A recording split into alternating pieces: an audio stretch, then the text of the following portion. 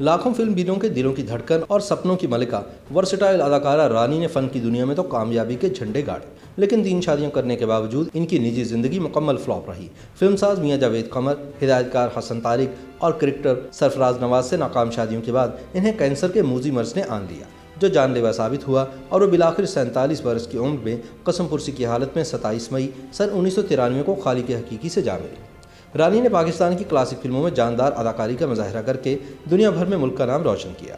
इन्होंने अपने हुस्न जमाल और खुदादाद फ़नी सलाहियतों की वजह से बहुत कम वक्त में बड़ा नाम और मुकाम पैदा किया। हुस्न और सलाहियत एक जगह जमा हो जाएं तो रंगो नूर की दुनिया जगमगा उठती है, और ऐसा ही अदाकारा रानी के साथ भी हुआ। गो कि रानी को अपने इब्तदाई दौर में कामयाबी और शोहरत हासिल नहीं हुई और इनके इब्तदाई दौर की 10 फिल्मों की नाकामी के बाद इन्हें मनहूस अदाकारा का खिताब भी दिया गया। लेकिन रानी ने हिम्मत नहीं हारी और फिल्मों में अपनी जानदार अदाकारी और उम्दा रक्स की वजह से रफ्ता रफ्ता जगह बनाती चली गई। फिर वो वक्त भी आया कि रानी का नाम किसी भी फिल्म की कामयाबी की ज़मानत समझा जाने लगा। अब हम आपको बताते हैं कि रानी दरअसल थी कौन।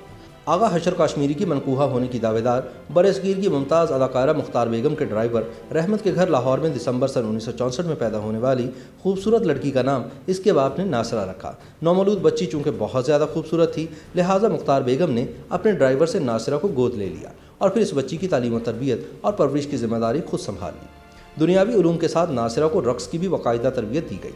जब नासिरा ने जवानी की हदूद में कदम रखा तो मुख्तार बेगम ने इसका नाम बदलकर रानी रख दिया और रक्स के साथ रानी को अदाकारी के असरार और रूमूज़ भी सिखाए जाने लगे।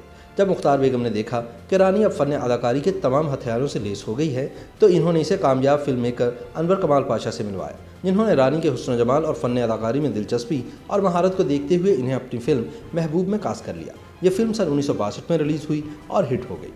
रानी की पहली फिल्म सन 1962 और आखिरी फिल्म सन 1991 में रिलीज़ हुई।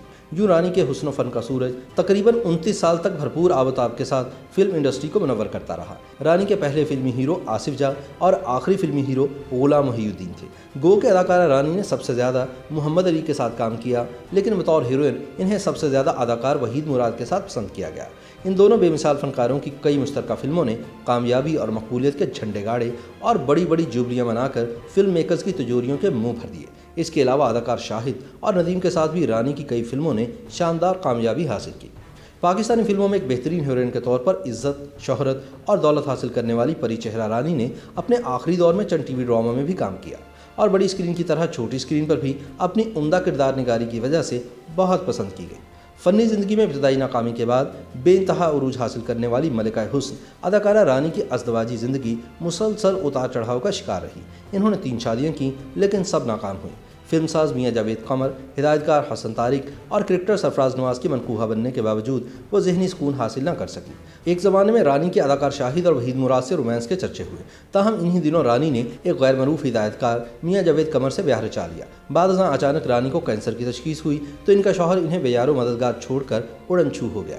बाद रानी का लंदन में इलाज शुरू हुआ। वहाँ इनकी मुलाकात क्रिकेट के मशहूर खिलाड़ी सरफराज नवाज से हुई और वह रानी की मोहब्बत में गिरफ्तार हो गए। इन्होंने बड़ी तवज्जो और दिलजमई से रानी की तीमारदारी की। सरफराज रानी को मौत के मुंह से निकाल लाने में कामयाब हुए और इनसे ब्याह रचा लिया, लेकिन ये शादी भी ज़्यादा अरसा तक नहीं चल पाई।